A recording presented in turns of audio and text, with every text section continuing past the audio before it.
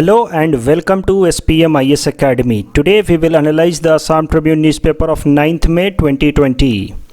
Please note you can download the PDF version of today's newspaper analysis by clicking the link given in the comment section. You can download the PDF version of April 2020 magazine from our website spmisacademy.com.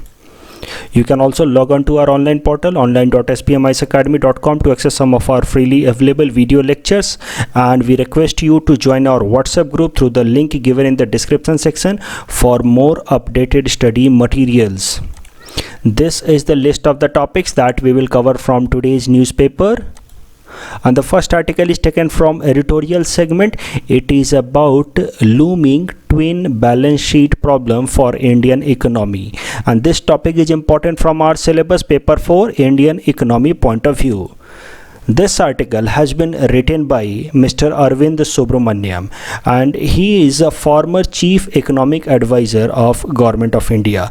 और इस article में उन्होंने बताने की कोशिश की है कि इस जो लॉकडाउन हमारे कंट्री में अभी चल रहा है, इसका बहुत ज़्यादा नेगेटिव इम्पैक्ट होगा industries as well as banks के ऊपर, और दोनों ही entities, industries as well as banks will see a huge loss, और उस कारण से there will be a problem faced by Indian economy जिसको कहा जाता है twin balance sheet problem. Twin balance sheet problem का सरल शब्दों में मतलब यही है कि balance sheet of both corporates as well as banks will suffer. इसको कहते हैं twin balance sheet problem. इस आर्टिकल की मदद से हम ज़रा डिटेल में देखेंगे कि ट्विन बैलेंस शीट प्रॉब्लम होता कैसे है और इसको कब इंट्रोड्यूस किया गया था. साथ ही साथ हम ये भी देखेंगे कि कैसे ये जो अभी लॉकडाउन चल रहा है हमारे देश में, इससे ये ट्विन बैलेंस शीट प्रॉब्लम और बढ़ने के चांसेस हैं. ट्विन बैलेंस शीट प्रॉब्लम, जैसा कि मैंने आपको बताया, it can be defined like this. Twin balance sheet problem means both banks and corporates are under economic stress. अब ज़रा समझते हैं कि ये twin balance sheet problem develop होता क्यों है. देखो, सबसे पहले तो एक बात आप ध्यान में रखो कि ये जो ट्विन बैलेंस शीट प्रॉब्लम एक टेक्निकल टर्म है जिसको पहली बार एक्नॉलेज किया था या इंट्रोड्यूस किया गया था इन इकोनॉमिक सर्वे 2016. ऐसा मैं आपको पहले भी बता चुका हूँ कि जब भी इस तरह के आप टेक्निकल टर्म्स लिखें और अगर आप सोर्स मेंशन कर पाएँ कि ये इस साल के इकोनॉमिक सर्वे से आया था तो आपको बेहतर मार्क्स मिलने के चांसेज होते हैं. तो अगर ट्विन बैलेंस शीट प्रॉब्लम पर सवाल हो तो आप इकोनॉमिक सर्वे 2016 जरूर मैंसन करेंगे that it was acknowledged by economic survey 2016. और इसके हिसाब से सरल शब्दों का मतलब ये है कि when the balance sheet of both corporates as well as banks are under stress, then it is known as twin balance sheet problem. And this article tries to explain that the present lockdown will worsen this situation. It will further make this difficult. The twin balance sheet problem was already there in Indian economy. दोनों ही corporates as well as banks were having problems. लेकिन अब इस lockdown के बाद ये problem और भी ज़्यादा वर्स हो जाएगी. तो ज़रा समझते हैं कि आखिर लॉकडाउन से कैसे ये ट्विन बैलेंस शीट प्रॉब्लम और ज़्यादा बढ़ेगा. तो देखो, लॉकडाउन हो गया है हमारे देश में, पिछले 45 दिनों से तो चल ही रहा है. So naturally demand for goods as well as services have gone down. कई सारी चीज़ें जो हम कंज्यूम करते थे उन सब का कंजम्पशन हमने रोक दिया है क्योंकि हम सब लॉकडाउन में हैं. अब फॉर एग्जाम्पल हम मूवीज़ नहीं जा रहे हैं तो of course movies a kind of services only, तो उसके डिमांड कम हो चुके हैं. तो अब जब demand for goods and services have come down, naturally the industries and service firms that were engaged in production of these goods and services will undergo losses. इन सबको loss उठाना पड़ेगा, और जब इन सबको लॉस उठाना पड़ेगा then they won't be able to pay the interest of the loan taken by them from banks. आपको एक बात जाननी चाहिए कि जितने भी इंडस्ट्रीज या सर्विस फर्म्स जनरली काम करते हैं, ये बिजनेसेस, ये किसी पर्सनल इन्वेस्टमेंट से नहीं लगाए जाते हैं. ज़्यादातर ये लोन के पैसों से लगाए जाते हैं और उससे जो प्रॉफिट आता है उससे इंटरेस्ट अमाउंट चुकाया जाता है. तो अब इस केस में जब ये लोन के अमाउंट से इस तरह के बिजनेसेस लगाए गए होंगे और अब वो डिमांड नहीं और ये सारे बिजनेसेस जब लॉस सफ़र करेंगे तो नेचुरली बैंक से जो इन्होंने लोन ले रखा था उस पर ये इंटरेस्ट नहीं चुका पाएंगे. And when they won't be able to pay back the interest it will ultimately lead to rise in NPA, non performing asset of banks, and that ultimately will lead to problem of balance sheet of banks as well, and that ultimately will end with twin balance sheet problem. ये जो industries हैं, service firms हैं, इनका balance sheet तो problem में है ही है. Now the banks balance sheet will also come under problem, और जब बैंक्स की बैलेंस शीट प्रॉब्लम में होगी तो फिर वो आगे इंडस्ट्रीज फर्म्स को लोन नहीं दे पाएंगे, तो आगे नए इंडस्ट्रीज नए सर्विस फर्म्स नहीं लग पाएंगे, and again this problem will move on, so it will lead to a VCS cycle. So twin balance sheet problem should be avoided. अब इस आर्टिकल में बताया गया है कि about 1/3 of industrial and service firms have requested for a moratorium on their loan from banks. तो कम से कम 1/3 हमारे देश के इस तरह के सर्विस फर्म्स हैं, इंडस्ट्रीज हैं जिन्होंने रिक्वेस्ट किया है बैंक्स को कि उनको कुछ दिन की राहत दी जाए इंटरेस्ट पेमेंट से, because they are not in a position to pay the interest amount for the time being. और इस आर्टिकल में फिर अरविंद सुब्रमण्यम साहब ने एनालाइज करके ये बताया है कि इन 1/3 में से अगर 1/4 उनके टोटल 1/3 ने रिक्वेस्ट किया कि they are not able to pay the loan, और उनमें से भी अगर उनके 1/4 भी अगर अपने लोन पे डिफ़ॉल्ट करते हैं तो ओवरऑल बैंक्स का non performing asset 5 lakh crore और ज़्यादा बढ़ जाएगा. And overall in percentage term NPAs of banks will move up to 18% of total loans. That will be a huge amount. मतलब सरल शब्दों में बैंक ने जितना लोन दे रखा है उसमें से 18% ऐसा लोन होगा जिस पे उनको कोई रिटर्न ही नहीं मिलेगा, कोई इंटरेस्ट ही नहीं मिलेगा. Forget about the principal amount.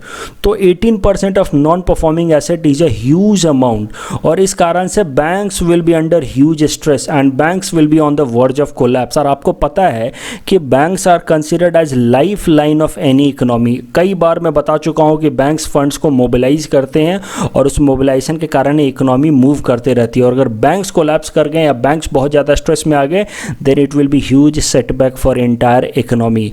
और जहाँ तक भारत सरकार का सवाल है कि भारत सरकार बेल आउट करेगी बैंक्स को, भारत सरकार कैपिटलाइज करेगी बैंक्स तो उसके भी थोड़े से चांसेस कम हैं, क्योंकि भारत सरकार की खुद की फिजिकल कैपेसिटी बहुत लिमिटेड होने वाली है बिकॉज ऑफ लॉकडाउन. भारत सरकार की रेवेन्यू से की कमाई बहुत कम होने वाली है, क्योंकि जो इकोनॉमिक एक्टिविटीज़ हैं वो काफ़ी कम हो गए हैं. तो चाहे वो कॉरपोरेट टैक्स हो या इनकम टैक्स हो या GST हो, उन सबसे कमाई कम होने वाली है. तो भारत सरकार की फिजिकल कैपेसिटी खुद ही बहुत लिमिटेड रहने वाली, और वैसे हालात में to expect that government of India will bail out और recapitalize this banks is also difficult. So the coming time is very difficult for the public sector banks in our country. एक बार जरा briefly देख लेते हैं the definition of non performing asset for industrial loan. आखिर क्या technical definition है जिसके अंदर हम किसी भी लोन को NPA डिक्लेयर कर सकते हैं. तो मान लो एक बैंक है, स्टेट बैंक ऑफ इंडिया, उसने किसी कंपनी ABC को लोन दे रखा है, और अगर इस कंपनी ABC ने इस लोन अमाउंट पे 90 डेज से ज़्यादा लोन का इंटरेस्ट नहीं चुकाया है, इंटरेस्ट नहीं दिया है, then this loan will be categorised as NPA in the balance sheet of the bank, state bank of India. इस बात का ध्यान रखेंगे, ये ऑलरेडी UPSC में पूछ चुका है. It's not about the principal amount, it is about the interest. मान लो इस बैंक ने इसको 10 लाख का लोन दे रखा है और इस पर इंटरेस्ट बनता है हर महीने 10,000 रुपये, और इस कंपनी ने 3 महीनों तक यानी कि 90 डेज तक इंटरेस्ट अमाउंट नहीं चुकाया है, then that loan is categorized as NPA in the balance sheet of the bank, and this company will be now categorized as defaulter. और अगर हम अभी का डेटा देखें, पिछले साल सितंबर में मिनिस्ट्री ऑफ फाइनेंस ने एक डेटा रिलीज़ किया था जिसके हिसाब से उन्होंने बताया था कि total level of NPA on public sector bank is somewhere close to 7.27 lakh crore, यानी कि 7,27,000 करोड़ का अभी तक का लोन है जो NPA बना हुआ है फॉर पब्लिक सेक्टर बैंक्स, यानी कि उस पर इंटरेस्ट आना बंद हो चुका है. और इस आर्टिकल के एनालिसिस के हिसाब से ये जो NPA लेवल है ये लॉकडाउन के कारण बढ़ के 18 लाख करोड़ तक जा सकता है. That will be a huge amount. The next article is taken from international segment. It is about India's role in Afghanistan. US Special Envoy urges India to talk to Taliban directly. This topic is important from our syllabus paper 3 international relations point of view. So Zalmay Khalilzad, who is a special representative of United States of America for negotiation with Taliban, has suggested that India must engage in direct negotiation with Taliban. अब इनसे related इस इनका क्या background है, क्या special representative का काम है, क्यों इनको अपॉइंट किया डोनाल्ड ट्रंप ने, और कैसे इन्होंने यूएस तालिबान पीस डील को ब्रोकर कराया इन फरवरी 2020, ये सब कुछ हम डिस्कस कर चुके हैं हमारे कल के यानी कि 8 मई के न्यूज़पेपर एनालिसिस में। तो बैकग्राउंड हम सब कुछ कल ही डिस्कस कर चुके हैं। आज हम बस ब्रीफली ये डिस्कस करेंगे कि ये जो खलीलजाद साहब ने सजेशन दिया है that India should directly engage in negotiation with Taliban, उसका क्या इम्पैक्ट होने वाला है। तो इस पॉइंट को, बस इस न्यूज़ को आज हम एनालाइज करेंगे। We will not see the background. तो ज़रा देखते हैं India's dilemma regarding Taliban. India के लिए एक डायलेमा है, डिफ़िकल्ट सिचुएशन है, it's not very easy decision for India. अगर इंडिया तालिबान के साथ नेगोशिएशन करता है तो इसके कुछ प्रॉब्लम्स हैं, चैलेंजेज हैं। It will give legitimacy to Taliban, जिनको आज तक इंडिया रिजेक्ट करता रहा है as a terrorist group. India नहीं चाहता कि उनको पॉलिटिकल पावर्स मिले अफ़गानिस्तान के अंदर, लेकिन अगर इंडिया ने उनके साथ नेगोशिएट करना शुरू कर दिया तो of course they will get a legitimacy in Afghanistan politics. Second, legitimacy to Taliban automatically means weakening of democratically elected government of Afghanistan। India चाहता है कि वहाँ की जो डेमोक्रेटिकली इलेक्टेड गवर्नमेंट है उसको स्ट्रेंथन किया जाए और पूरे अफगानिस्तान में डेमोक्रेसी को प्रिवेल कराया जाए। लेकिन अगर तालिबान को लेजिटिमेसी मिल जाती है अफगानिस्तान के अंदर, then of course the democratically elected government of Afghanistan will weaken. Third, as we all know that the major source of funding of Taliban is drug trafficking, human trafficking, arms smuggling and terrorism।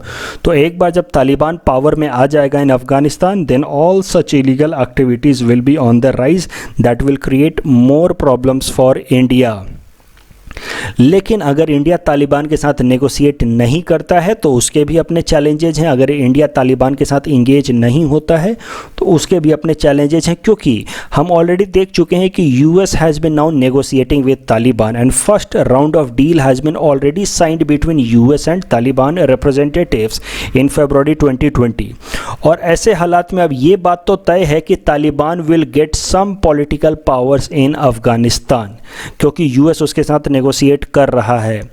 और ऐसे हालात में अगर India Taliban से बिल्कुल भी engage नहीं होता है, उसको लेजिटिमेसी बिल्कुल भी नहीं देता है, तो एक बार जब तालिबान कंट्रोल में आ जाएगा अफगानिस्तान के अंदर, then Taliban will integrate with Pakistan and it will promote cross border terrorism in India. तो इंडिया को शायद से, ऐसा एक्सपर्ट्स का मानना है कि इंडिया को तालिबान के साथ नेगोशिएट करना चाहिए, उसको थोड़ी लेजिटिमेसी देनी चाहिए। इंडिया को तालिबान के साथ भी एक तरह का कोऑर्डिनेशन सेटअप करना चाहिए, ताकि एक बार जब तालिबान पावर में आ जाए तो तालिबान अननेसेसरीली पाकिस्तान के साथ मिल करके इंडिया के अंदर टेररिज्म को प्रमोट ना करे। The next article is again taken from international segment. It is about Asian Infrastructure Investment Bank giving $500 million loan to India to support India's fight against COVID-19. This topic is important from our syllabus paper 3 international relations point of view, especially from the subtopic important international institutions and agencies point of view.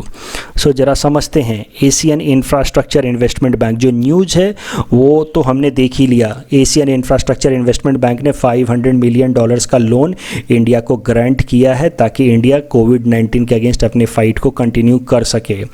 लेकिन इस article की मदद से हम Asian infrastructure investment bank के structure के बारे में ज़रा सा ब्रीफली देख लेते हैं।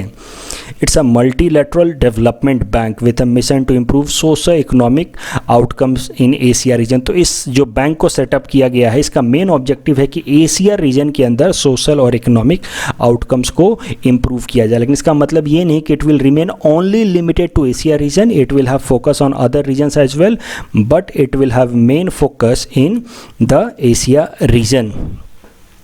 It was established in 2015 with 57 founding members and it has headquarters in Beijing, China. The members of the bank have now grown to 97 और आपको एक बात ध्यान रखनी है, नाम सुन के ऐसा कन्फ्यूजन होता है कि एशियन इंफ्रास्ट्रक्चर इन्वेस्टमेंट बैंक के मेंबर्स खाली एशियन कंट्रीज होंगे, लेकिन ये सच नहीं है। This is not true. The membership of Asian infrastructure investment bank is open to all world countries.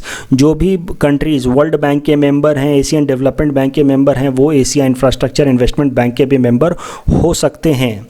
Asia infrastructure investment bank का जो टोटल इनिशियल कैपिटल था दैट वाज ऑफ $100 बिलियन और out of this $100 billion $50 billion तो China ने अकेले contribute किया है। So half of the initial subscribed capital has been paid by China itself. तो चाइना मेजर प्रोमोटर है of Asia infrastructure investment bank.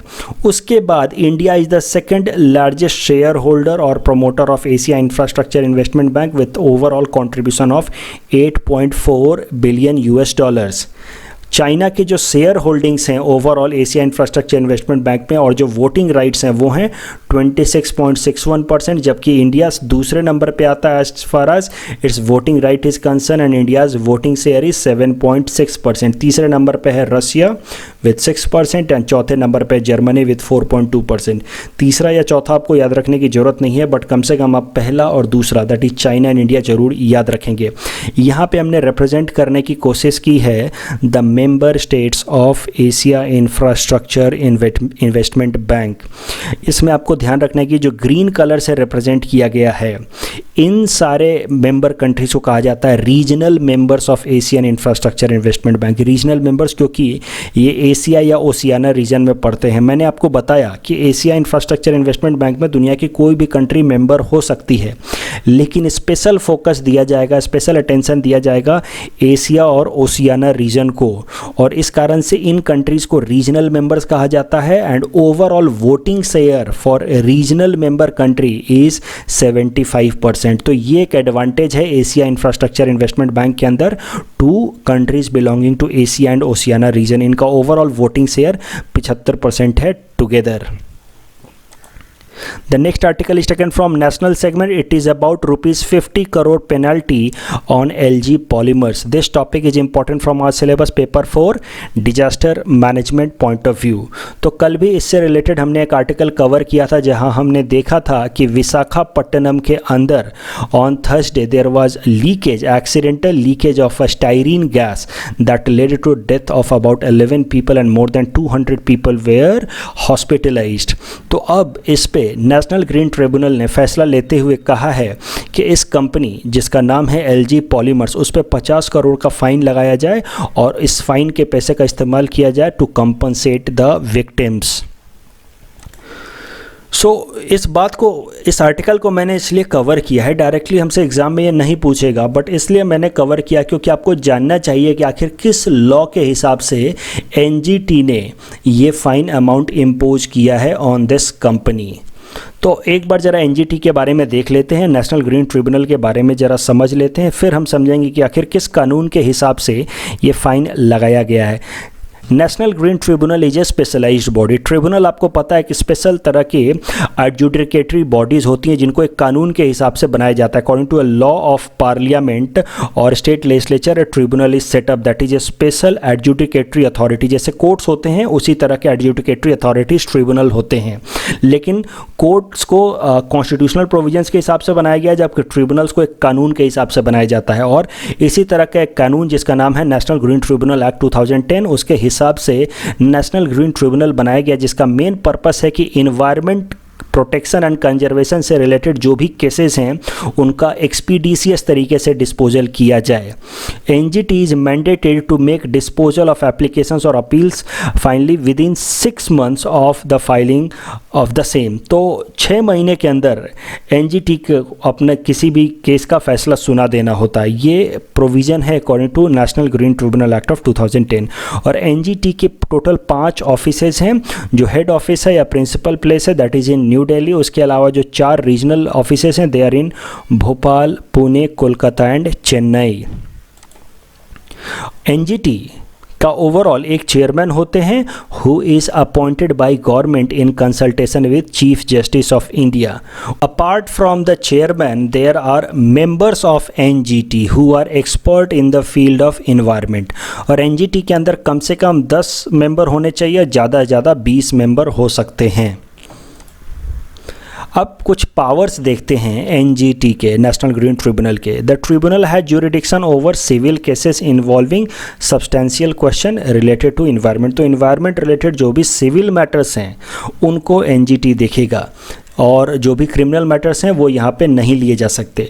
The tribunal is not bound by the procedure laid down under civil procedure code 1908 but shall be guided by the principle of natural justice. इस statement को as it is आप ध्यान में रखेंगे, ये as it is उठ के आ जाता है प्रीलिम्स एग्जाम में स्टेटमेंट बेस्ड क्वेश्चन में। तो जो भी सिविल प्रोसीजर कोड होते हैं उससे एनजीटी गाइडेड नहीं होता है। NGT is guided by the principle of natural justice, मतलब वो अपने हिसाब से अपने jurisprudence का इस्तेमाल करता है in order to give its judgment. And NGT by order can provide relief and compensation to victims of pollution. तो इसी प्रोविज़न का इस्तेमाल करके एनजीटी ने इस पर्टिकुलर केस में 50 करोड़ का फाइन लगाया है एलजी पॉलीमर्स के ऊपर, ताकि वो जो भी विक्टिम्स हैं उनको कंपनसेट कर सके।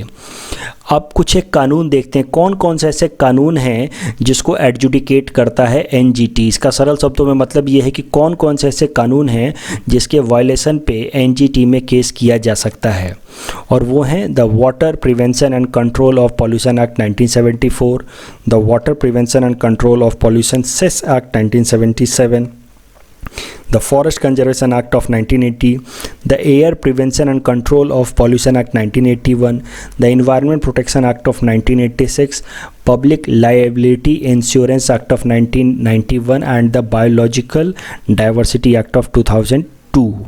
अब इस पर्टिकुलर केस के लिए ये जो लॉ है the public liability insurance act of 1991 वो इम्पॉर्टेंट है, क्योंकि इसी लॉ का इस्तेमाल करके एनजीटी ने 50 करोड़ का फाइन लगाया एलजी पॉलीमर पे। इस लॉ के हिसाब से जो भी ओनर्स होते हैं किसी भी एक ऐसी कंपनी के जो हार्मफुल केमिकल्स या हजार्डस केमिकल्स को का इस्तेमाल करते हैं, जो उन सारे ओनर्स को एक इंश्योरेंस लेना मैंडेटरी है अकॉर्डिंग टू दिस लॉ। तो ये जो लॉ है पब्लिक लाइबिलिटी इंश्योरेंस एक्ट 1991, इसके हिसाब से वो सारी कंपनियां जो हैंडल करती हैं हजार्डस केमिकल्स को, उन सबको इंश्योरेंस लेना है, पब्लिक इंश्योरेंस लेना है, ताकि इन केस ऑफ एक्सीडेंट और डैमेज टू लाइफ और प्रॉपर्टी इस इंश्योरेंस के पैसे का इस्तेमाल करके इमीडिएट कंपनसेशन प्रोवाइड कराया जा सके टू द विक्टिम्स। और इसी का इस्तेमाल किया है एनजीटी ने, और एनजीटी ने कहा है इस एलजी पॉलीमर कंपनी को कि आप 50 करोड़ का फाइन दे ताकि इन विक्टिम्स को कंपनसेट किया जा सके।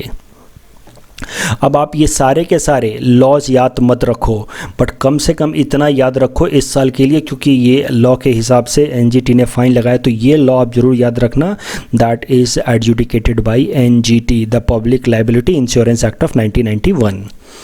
एक प्रैक्टिस क्वेश्चन अटेम्प्ट कर लेते हैं on the basis of this topic. Which of the following statements are true about NGT? Wildlife protection act of 1972 is adjudicated by NGT. India became the first country in the world to set up a specialized environmental tribunal। पहला statement तो गलत है, मैंने आपको दिखाया यहाँ पे wild life protection act of 1972 नहीं है, और जो इन्वायरमेंट के फील्ड में जो सबसे इंपॉर्टेंट और जो सबसे पहला एक्ट है वो है wildlife protection act, but that is not adjudicated by NGT. इस बात को आप जरूर ध्यान में रखेंगे। उसके अलावा एक बात आप और ध्यान में रखो, that India became the third country in the world to set up a specialised environmental tribunal after Australia and New Zealand. So it is not the first country to set up the specialised environmental tribunal. So both statements are wrong and the correct answer will be option D, none. The next article is again taken from national segment. It is about desert locust seen in Rajasthan. This topic is important from our syllabus paper 4 Indian economy, especially the sub topic issues related to agriculture point of view. सबसे पहले ज़रा news समझते हैं। India की एक agency है locust warning organisation, उसने एक वार्निंग दी है। उसने बताया है कि एक तरह के ग्रास हॉपर्स देखे गए हैं जैसलमेर डिस्ट्रिक्ट ऑफ राजस्थान के अंदर, और ये कोई ऑर्डिनरी ग्रास हॉपर नहीं है। They are a special type of grasshopper जिनका नाम है डेजर्ट लोकस्ट। और ये जो डेजर्ट लोकस्ट होते हैं, they are a kind of pests जो क्रॉप्स को डिस्ट्रॉय कर देते हैं। Crops like maize, sorghum, wheat को डिस्ट्रॉय कर देते हैं। हाल फिलहाल में एक इस तरह का लोकस्ट अटैक देखा जा रहा है इन 3 African countries of Ethiopia, Kenya and Somalia. तो यहाँ पे इस तरह के लोकस्ट इस फिगर में आप देख सकते हैं कई सारे नंबर्स में ये इंक्रीज हो गए हैं और ये फूड ग्रेन्स को ख़राब कर रहे हैं, क्रॉप्स को ख़राब कर रहे हैं, जिस कारण से इन तीनों कंट्रीज़ के अंदर फूड इनसिक्योरिटी या फूड क्राइसिस डेवलप हो गया है। अब इंडिया के लिए एक मैटर ऑफ कंसर्न है क्योंकि इस तरह के लोकस्ट, ये डेजर्ट लोकस्ट अब राजस्थान में भी देखे गए हैं और इनकी संख्या बहुत जल्दी बढ़ती है। They reproduce at a very high rate. तो अगर इनको जल्दी से जल्दी नहीं रोका गया, then they will increase at a very high rate and then they will cause damage to crops in India as well. Locust के बारे में जरा सा ब्रीफली देख लेते हैं। As I told you, they belong to a grasshopper family and they are highly mobile. काफ़ी fast तरीके से एक जगह से दूसरे जगह पे ये मूव करते हैं and they can cause extreme damage to crops. Originally they are found in Arabian peninsula and horn of Africa region. India के अंदर भी 4 तरह के लोकस्ट पाए जाते हैं। नॉर्मल तो इस तरह के लोकस्ट हमें घर में भी आसपास में देखने को मिलते हैं कभी कभार, वो इतने हार्मफुल नहीं होते हैं। बट जो टोटल 4 लोकस्ट इंडिया में पाए जाते हैं, they are desert locust, migratory locust, Bombay locust and tree locust. But this one desert locust is the most dangerous one. ये क्रॉप्स को डिस्ट्रॉय करता है और इनको कंट्रोल करने के लिए एक तरह का केमिकल इस्तेमाल किया जाता है जिसका नाम है ऑर्गेनोफॉस्फेट। और हमारे इंडिया में एक एजेंसी सेटअप की गई है जिसका नाम है लोकस्ट वार्निंग ऑर्गेनाइजेशन, ताकि लोकस्ट को कंट्रोल किया जा सके। और उसी ऑर्गेनाइजेशन ने यहाँ पे ये न्यूज़ दिया है कि इस तरह के लोकस्ट, डेजर्ट लोकस्ट राजस्थान के जैसलमेर डिस्ट्रिक्ट में देखे गए हैं। In our query segment today we will discuss commodity transaction tax. So किसी ने तो ये query raise की थी कि sir please explain commodity transaction tax. So let us understand it. देखो, सबसे पहले तो कॉन्सेप्ट समझते हैं commodity transaction का। हम ऑलरेडी देख चुके हैं इन और न्यूज़पेपर एनालिसिस ऑफ 5th में। तो जिनको भी commodity transaction पे डाउट हो वो पहले 5th में के query सेक्शन में जाकर के commodity transaction को समझ लें। वहाँ मैंने आपको बताया कि इस तरह के कई सारे commodity एक्सचेंज सेंटर होते हैं जहाँ पे कमोडिटीज़ जैसे कि क्रूड ऑयल या मेटल्स खरीदे और बेचे जाते हैं, या फूड ग्रेन्स खरीदे या बेचे जाते हैं, और उनकी फ्यूचर ट्रेडिंग होती है जिसमें एक तरह के बायर्स होते हैं जिनको हम लोग स्पेकुलेटर्स भी कहते हैं। तो ये पूरा कॉन्सेप्ट मैं 5th में के एनालिसिस में समझा चुका हूँ। तो ये जो कॉन्सेप्ट है commodity transaction tax, this is very simple. जब भी कमोडिटी ट्रांजैक्शन होता है, यानी कि इस कमोडिटी को, मान लो ऑयल को, एक सेलर बेचेगा फ्यूचर डेट में और एक बायर खरीदेगा फ्यूचर डेट में। आज है मान लो 9 मई, तो इस सेलर ने 20 मई को ये ऑयल बेच दिया एट ए पर्टिकुलर प्राइस और इस बायर ने 20 मई का यानी कि फ्यूचर कॉन्ट्रैक्ट साइन कर लिया for buying this oil in future. तो इन दोनों को टैक्स भरना होगा ऑन दिस ट्रांजैक्शन। जो भी ट्रांजैक्शन अमाउंट होगा, मान लो $1000 का ये ट्रांजैक्शन है, तो उस पर इन दोनों को ही एक टैक्स भरना होगा। Both buyer as well as seller will have to pay commodity transaction tax for the transaction of commodities in commodity exchange market. This commodity transaction tax is similar to security transaction tax. Security transaction tax में already आपको बता चुका, जब भी share market में, equity market में हम shares खरीदते या बेचते हैं तो हमें एक छोटा सा अमाउंट टैक्स की तरफ पे करना होता है, इसका नाम है सिक्योरिटी ट्रांजैक्शन टैक्स। इसको मैंने समझाया था when I was discussing the concept of Tobin tax, कि स्पेकुलेशंस को रोकने के लिए एक तरह का पर्टिकुलर टैक्स लगाया गया जिसको कहते हैं टोबिन टैक्स। तो टोबिन टैक्स के टाइम में मैंने सिक्योरिटी ट्रांजैक्शन टैक्स भी समझाया था। So this commodity transaction tax can also be considered as an example of Tobin tax to avoid unnecessary excessive speculation.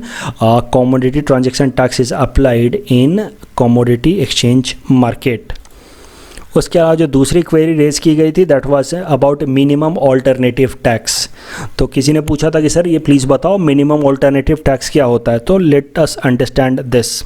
देखो, कई सारी ऐसी कंपनियां होती हैं जिनका प्रॉफिट तो होता है जिसको बुक प्रॉफिट कहते हैं, कंपनीज लॉ के हिसाब से, कंपनीज एक्ट के हिसाब से प्रॉफिट कैलकुलेट करने का अपना एक तरीका है कि आप इन तरीक़ों से आप अपना प्रॉफिट कैलकुलेट करके बताएं। तो कई सारी ऐसी कंपनियां होती हैं जिनको प्रॉफिट तो होता है, जिसको बुक प्रॉफिट कहते हैं, और बुक प्रॉफिट तो उनका होता है, बट फिर भी वो टैक्स नहीं पे करती थी। वैसी कंपनियों को कहा जाता था जीरो टैक्स कंपनीज। तो आखिर वो टैक्स क्यों नहीं पे करती थी वो भी समझते हैं। तो देखो, भारत सरकार के कई सारे नियम थे कि आपने ये काम कर रखा है, मान लो ग्रीन फील्ड में जाकर के एक इंडस्ट्री लगाई है तो आपको इतने % का छूट मिल जाएगा टैक्स में।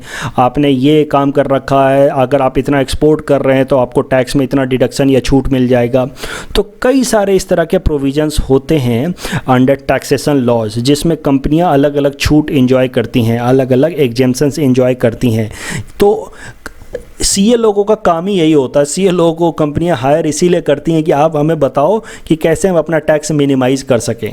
तो सीए लोगों को हायर कर लेगी कंपनी और फिर सीए लोग तरीके बता देंगे कि आप ये एग्जेम्पशन क्लेम करके और अपने टैक्स को मिनिमाइज़ कर लो।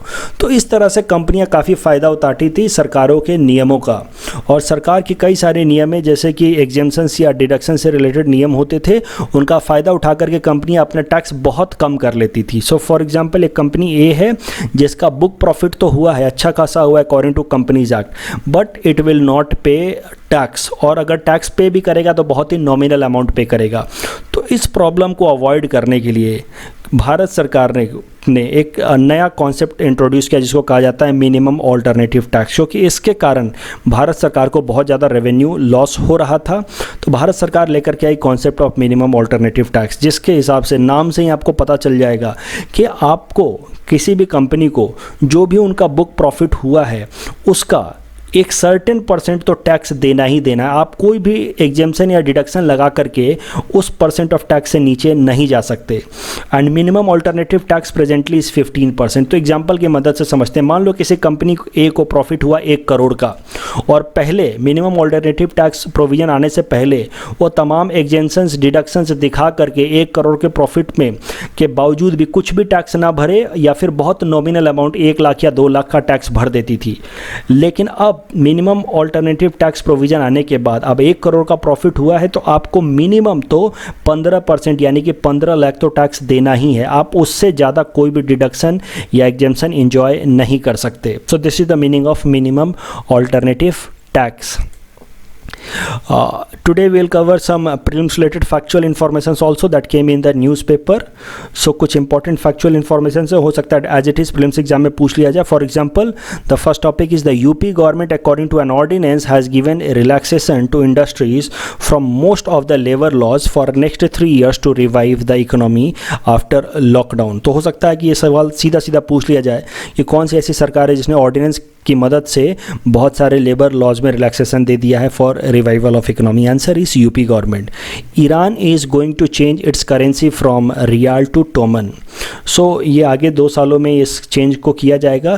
किसी दिन न्यूज़ आर्टिकल में इसको डिटेल में डिस्कस करेंगे कि आखिर ईरान ने ये स्टेप क्यों लिया है. बट फैक्चुअल पॉइंट आप ज़रूर याद रखें कि ईरान अपने करेंसी को बदल रहा है. उसके अलावा 8th May is celebrated as victory day in Europe and this year यानी कि 2020 में this is 75th anniversary of victory day and this day is celebrated to commemorate और remember the surrender of Germany in world war 2. तो इसी दिन on this day itself in 1945 Germany surrendered in world war 2, इसलिए इसको victory day की तरह याद किया जाता है. ऑफ कोर्स इस साल 75वां एनिवर्सरी है इस विक्ट्री डे का, लेकिन इसको काफ़ी सबड्यूड तरीके से, सादे तरीके से मनाया जा रहा है because of covid.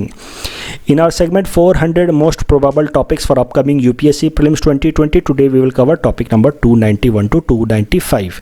Topic number 291 is lithium ion battery. इस साल ये इंपॉर्टेंट है क्योंकि इसी कारण से नोबेल प्राइज इन केमिस्ट्री दिया गया इन 2019. लिथियम आयन बैटरीज हम कई सालों से अब इस्तेमाल कर रहे हैं, लेकिन नोबेल प्राइज इन केमिस्ट्री दिया गया है for discovery of lithium, innovation of lithium ion batteries this year. तो इस साल ये इंपॉर्टेंट है. लिथियम आयन बैटरीज़ के इंपॉर्टेंस बेनिफिट्स क्या हैं? They are rechargeable, they are light weight batteries, they are high energy density, safer energy storage device, low rate of self discharge and they require low maintenance. उसके अलावा lithium triangle एक जगह है दुनिया में जहाँ पे बहुत ज़्यादा लिथियम मिलता है। इस जगह को आप याद रखेंगे, इस साल के लिए इंपॉर्टेंट है। Majority of the world's lithium reserve are concentrated in this lithium triangle, जो है अर्जेंटीना, बोलीविया और चिली में। तो ABC नेमोनिक्स करके आप याद रखो, ये इस साल एग्जाम में पूछा जा सकता है। India is importer of lithium ion batteries from China and China dominates lithium ion battery market. Around 3/4 of battery cell manufacturing capacity of world is in China itself. Please attempt this question that is based on this topic. Topic number 292 is about cyber security initiatives at global scale. तो दो initiatives लिए गए हैं cyber security से related, उनको जरा समझ लेते हैं। पहला है पेरिस कॉल।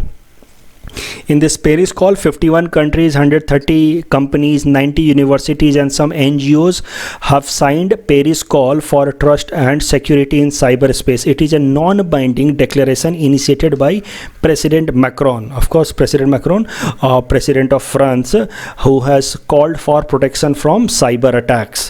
तो पेरिस कॉल एक तरह का नॉन बाइंडिंग एग्रीमेंट है जो जिसको इनिशिएट किया प्रेसिडेंट मैक्रोन ऑफ फ्रांस ने। उसके अलावा एक और इसी तरह की अकॉर्ड साइन हुई है जिसका नाम है cyber security tech accord. A group of 34 major tech companies including Cisco, Facebook, Microsoft have signed cyber security tech accord. This accord promises to establish partnership to share vulnerabilities, provide consumers with better ways to protect themselves. Please attempt this question that is based on this topic. Topic number 293 is about net neutrality rules. तो net neutrality तो already मैं आपको बता चुका हूँ, where I told you that this principle, according to this principle, the internet service providers and the governments regulate the internet should treat all data on the internet equally. In 2016, Telecom Regulatory Authority of India took a revolutionary decision where it prohibited telecom service providers from levying discriminatory rates for data. तो सरल शब्दों में 2016 में telecom regulatory authority of India ने net neutrality को mandatory कर दिया India के अंदर। लेकिन इस बात को आपको ध्यान रखना है कि telecom regulatory authority of India खाली सजेशन देता है, फाइनल डिसीजन कि नेट न्यूट्रलिटी अप्लाई होगा या नहीं होगा, that lies with Department of Telecommunication. So Department of Telecommunication approves the net neutrality rules. उसके अलावा एक और कॉन्सेप्ट है, उसको भी जरा देख लेते हैं, वो है reserve price. Reserve price is the minimum amount set by the government from which auction starts. तो आपको पता है कि हर बार जब नया जनरेशन का स्पेक्ट्रम आता है, जैसे पहले 2G आया, फिर 3G आया, 4G आया, 5G आ रहा है, तो उन स्पेक्ट्रम्स का एलोकेशन किया जाता है और एलोकेशन किया जाता है to telecom service providers on the basis of auction. और उस ऑक्शन के अंदर एक प्राइस सेट की जाती है, द मिनिमम अमाउंट जहां से वो बिडिंग स्टार्ट होगी, उसको कहते हैं reserve price. And this reserve price is recommended by telecom regulatory authority of India. Topic number 294 is about RFID tags.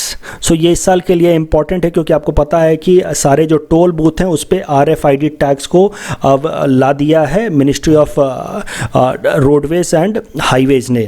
तो RFID टैग्स इस साल के लिए इंपॉर्टेंट हो जाता है। This radio frequency identification uses electromagnetic fields to automatically identify the track tags attached to the object. The tag contains electronically stored information. Unlike barcode, the tag needs to be within the tag needs not to be within the line of sight of the reader, so it may be embedded in the tracked object. इस बात को जरा ध्यान रखना हो। ये जो RFID होता है, एक आपने बार कोड इस तरह का देख रखा होगा, आप कभी मॉल वगैरह से शॉपिंग करेंगे तो वहाँ पे एक बार कोड रहता है उस ऑब्जेक्ट के ऊपर, और उस बार कोड रीडर को उसके लाइन में लाना होता है इसको रीड करने के लिए। लेकिन ये जो RFID कोड है इसको रीडर के लाइन में आने की ज़रूरत नहीं है, वो पूरे सिग्नल को दूर से ही आइडेंटिफाई कर लेगा। तो ब्लूटूथ की मदद से वो दूर से ही आइडेंटिफाई कर लेगा, रेडियो फ्रीक्वेंसी की मदद से ये दूर से ही आइडेंटिफाई कर लेगा। It need not to be brought in the line of the sight for identification. ये बात आपको ध्यान रखनी है। Please attempt this question that is based on this topic. Topic number 295 is make in India metal stand program. This make in India metal stand program aims to facilitate investment by Germans small and medium enterprises into India. Please attempt this question that is based on this topic. This is the answer of question number 286 to 290 that we had given in yesterday's newspaper analysis. Today's question number 291 to 295 can be attempted by students, and you can give the answer in the comment section. We will be sharing answer of these questions in tomorrow's newspaper analysis. That's all from our side today. Thanks for watching.